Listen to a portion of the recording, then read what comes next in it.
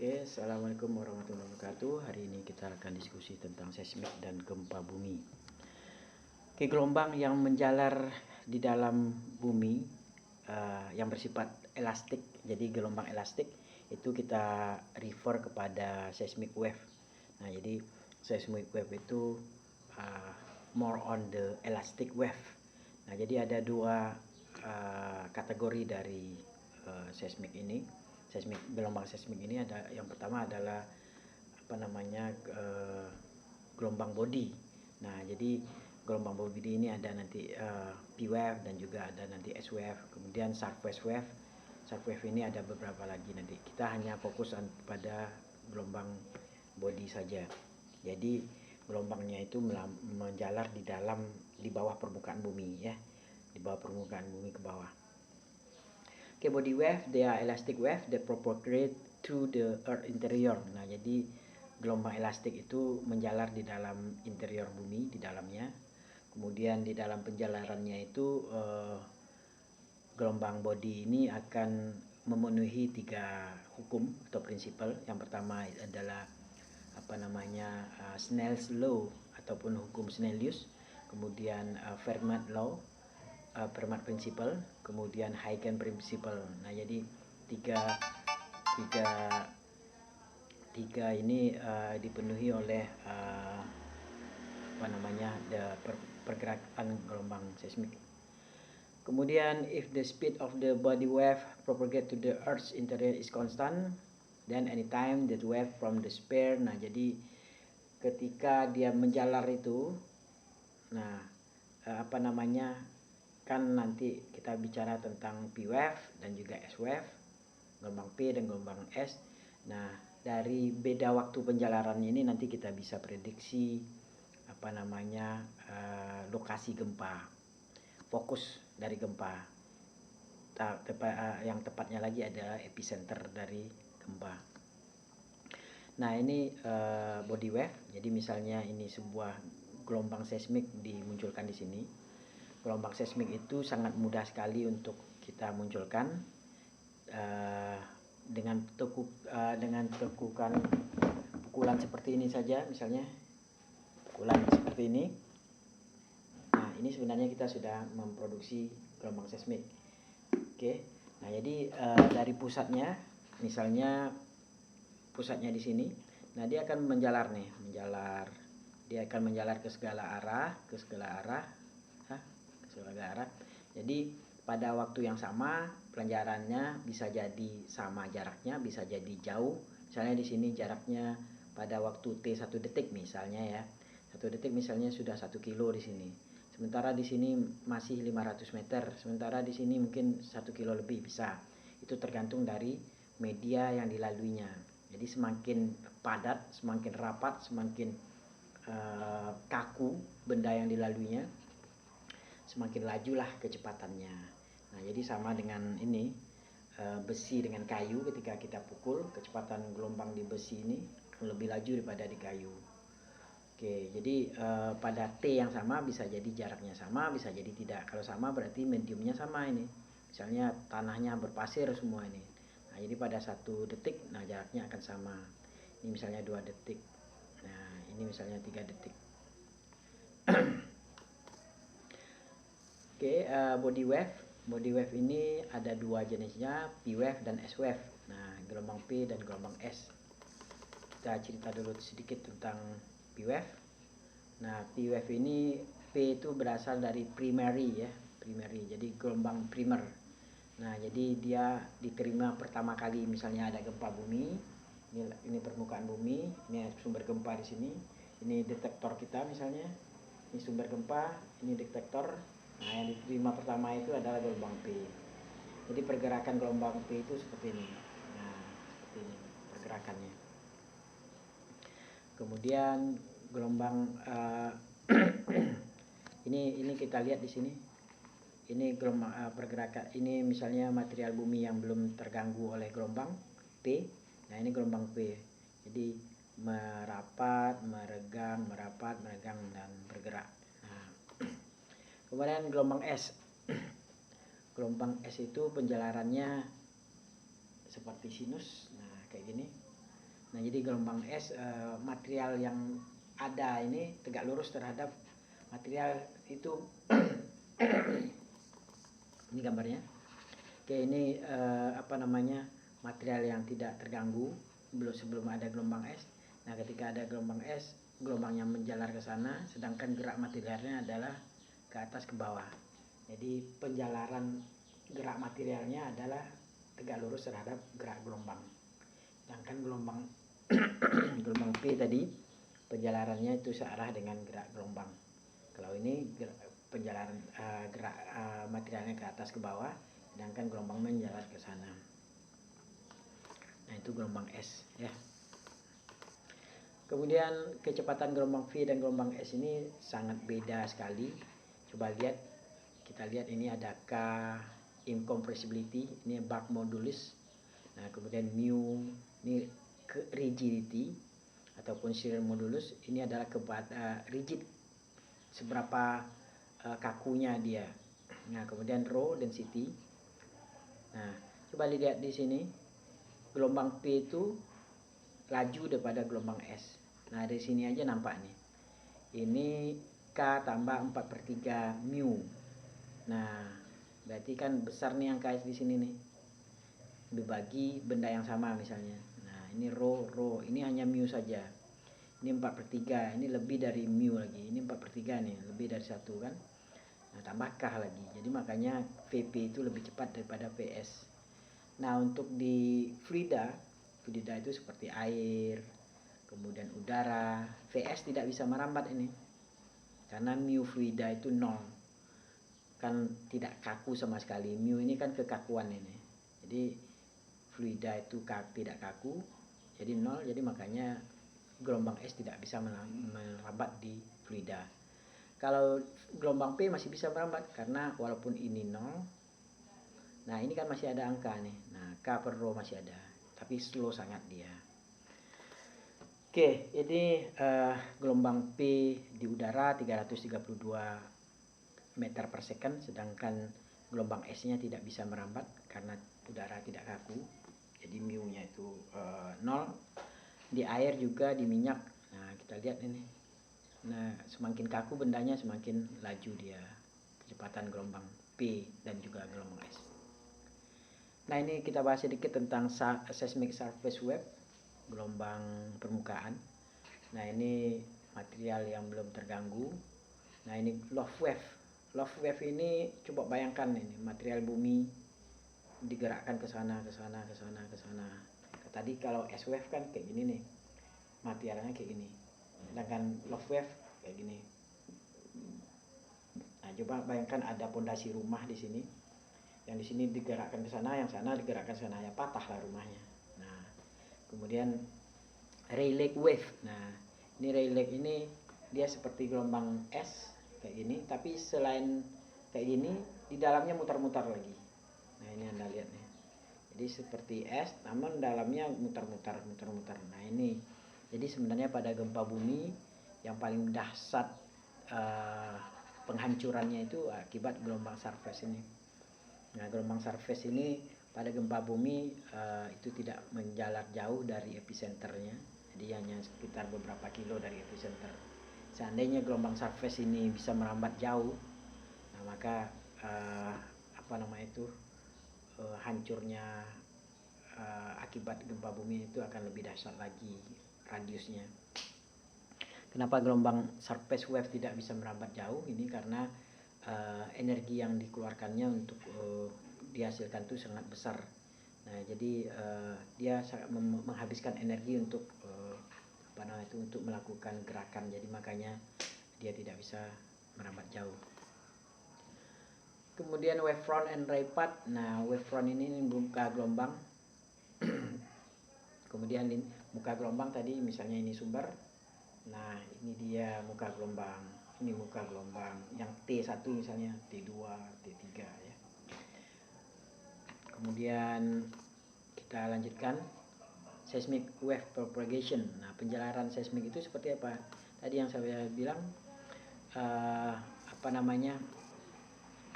kalau untuk gelombang P Jadi bagaimanapun gelombang P ataupun gelombang S, mereka menjalar berdasarkan prinsip Snell's law, hukum Snellius, Fermat, kemudian juga Huygens principle. Nah, Snellius itu ya Anda masih ingat sudut pantul, sudut datang sama dengan sudut pantul. Kemudian jika melalui dua medium yang beda akan ada yang data dipantulkan, ini sama. Kemudian akan ada yang dibiaskan. Nah, akan ada yang dibiaskan. Oke. Sudut bias ini tergantung dari material 1 dengan material 2 yang dilaluinya. Nanti kita jelaskan. Oke, kemudian hukum Snellius tadi yang pergerakan seismik itu ada 3 hukum Snellius. Jadi seperti yang saya bilang tadi, hukum Snellius menceritakan tentang sudut datang sama dengan sudut pantul dan juga sudut refraksinya. Kemudian Huygens principle. Nah, Huygens principle ini setiap muka gelombang ini, misal T1, ini muka gelombang, ini adalah merupakan sumber gelombang baru. Nah, sumber gelombang baru. Itu sebabnya nanti di data seismik itu selain gelombang utama, nah itu ada noise. Noise ini sebenarnya diakibatkan oleh gelombang yang dihasilkan oleh setiap titik pada muka gelombang ini. Itu yang menjelaskan Huygens principle. Kemudian Fermat principle ini waktu tempuh dari suatu tempat ke tempat lain itu akan gelombang yang pertama datang itu adalah gelombang yang memiliki waktu tempuh yang paling sedikit. Artinya adalah dari dari tempat yang dilaluinya adalah tempat yang memiliki kecepatan tinggi. Ini Snell's law. Nah, sin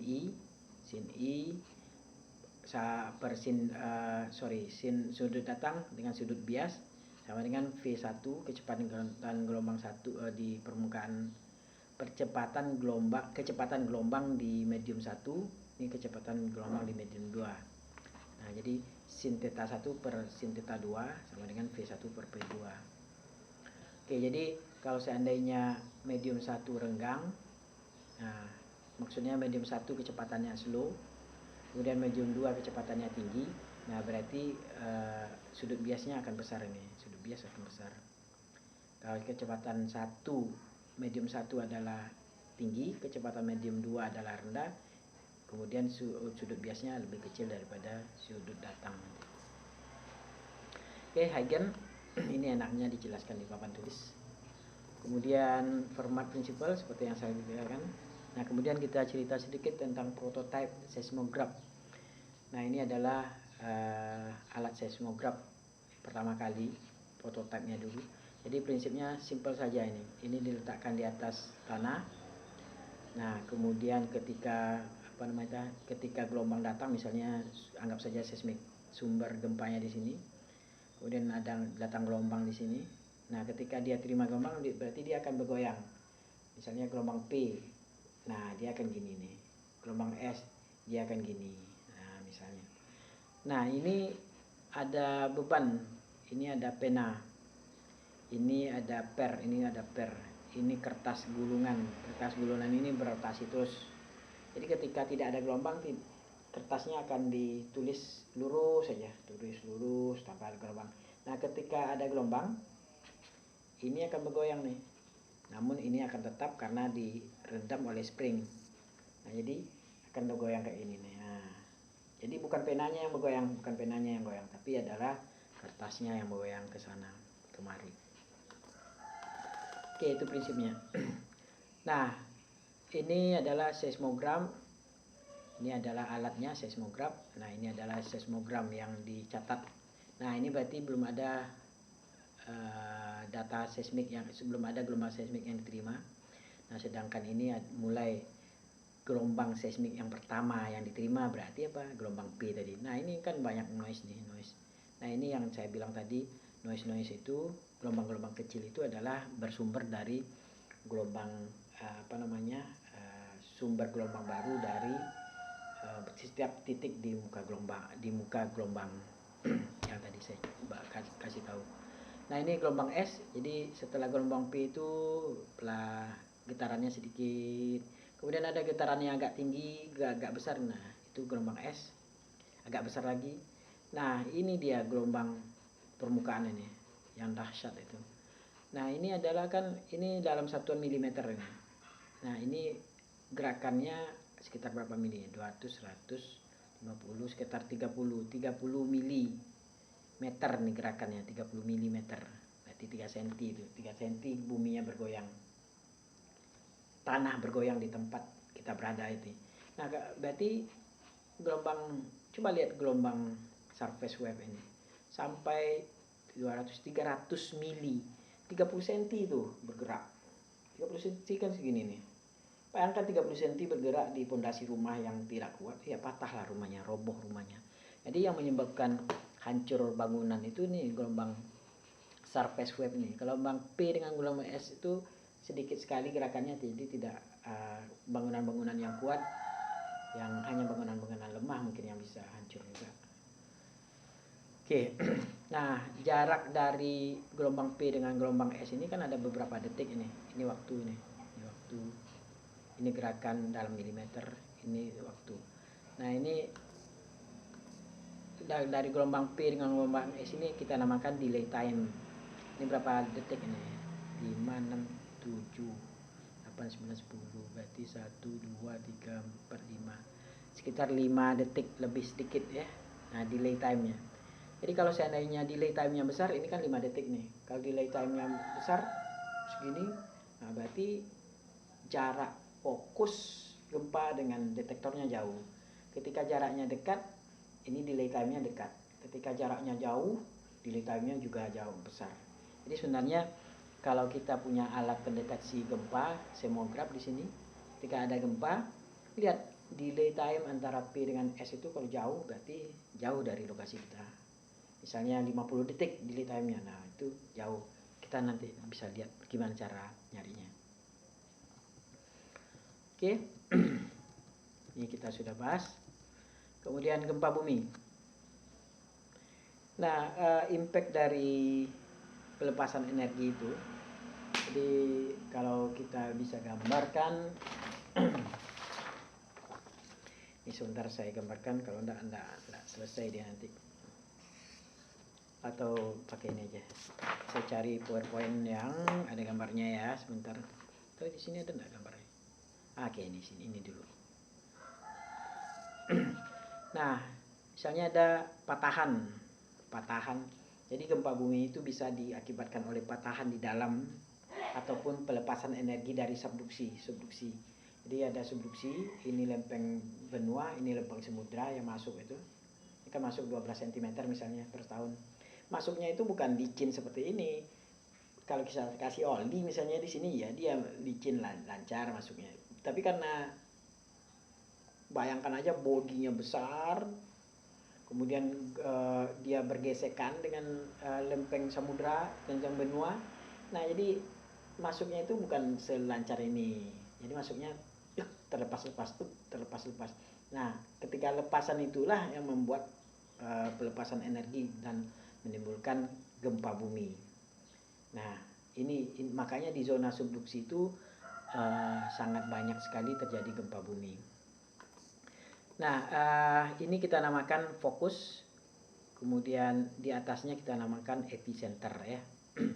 Jadi epicenter itu misalnya ada kita dengar 37 derajat utara, lintang utara, kemudian 122 bujur barat misalnya. Kemudian kedalamannya 10 km. Nah, berarti ini kedalaman ini 10 km. Kemudian posisi latitude dan longitude-nya adalah di sini. Posisi lintang dan bujurnya adalah di sini. Nah, coba lihat ini lempeng-lempeng. Nah, ini adalah pemekaran samudra, ini juga menghasilkan gempa tapi gempa kecil yang skalanya kecil, getarannya kecil. Yang besar itu nih sini di posisi subduksi. Kalau di produksi divergen, kalau di batas divergen ini kan batas divergen ini pemekaran.